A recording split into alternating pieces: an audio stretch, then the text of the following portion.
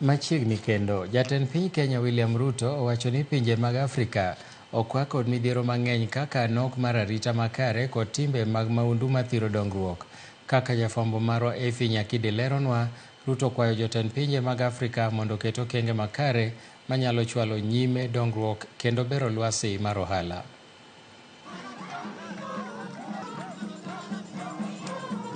Jatend piny Kenya William Ruto nyomolo piny Ethiopia.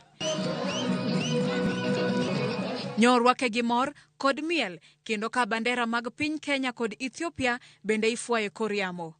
E kindego nyoromne gi Prime Minister ma Ethiopia Abiy Ahmed.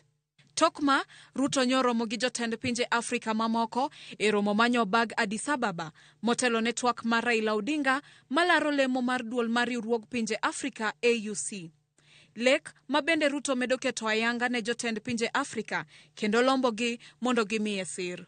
Ruto wacho ni pinje Afrika okwa kod midhiero mopogore moloyo to nok mar arita kod timbe maundu mamedo thiro dongruok kendo Afrika owinjore oranga ahinya riekni ma ginyalo choko godo omenda ne riwruogno. I think we can be innovative in how we finance our organization. For example, let me give two examples. When we pushed the UN so that we passed this resolution 2719, it was another way of bringing sustainability into the peace operations of AU. If we can leverage on the UN and the assessed contributions in the UN to fund AU peace operations and the AU Peace Fund, it expands our horizon of sustainability.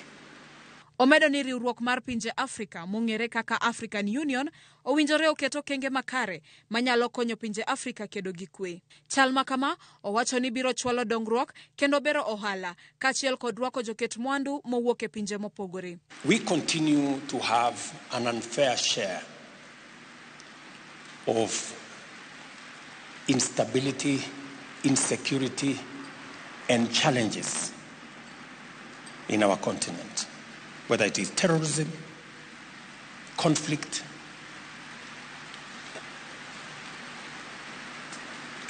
that is affecting our continent and by extension affecting trade, affecting investment, and doesn't give a very good picture of where we are. Our peace and security infrastructure requires a rethink. We cannot continue the way we are continuing. E kinde romono, Raila nyo wacho ni pinje Afrika ogwedh kod mwandu mathoth ma ibuo lowo. Kata kamano, pod gidhier ahinya kipimo gi pinje mamoko. Africa is the richest continent on the planet Earth in terms of resources. The paradox is the richest is also the poorest in terms of living conditions of its people. This is what we need to be dealing with. And if we deal with that, Africa will rise. E twak mare chakre sa 11 odhiambo kawuono, Raila biro yango kenge mag neno ni Afrika ochung' motegno kendo kedo gi midhiero kaka lokruok e chal mar kor lwasi kachiel kod geno kuom hola michiwo gi pinje maoko.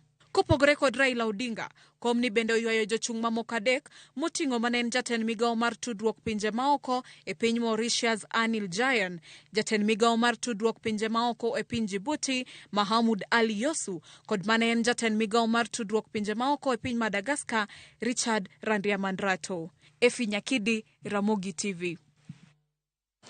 Jatend migawo mar alwora Eden Duale ochungo chutho pur e bunge mag piny owacho moloyo to mago mag Cheptais kod Kaberwa e kar chung' od bura ma Mount Elgon.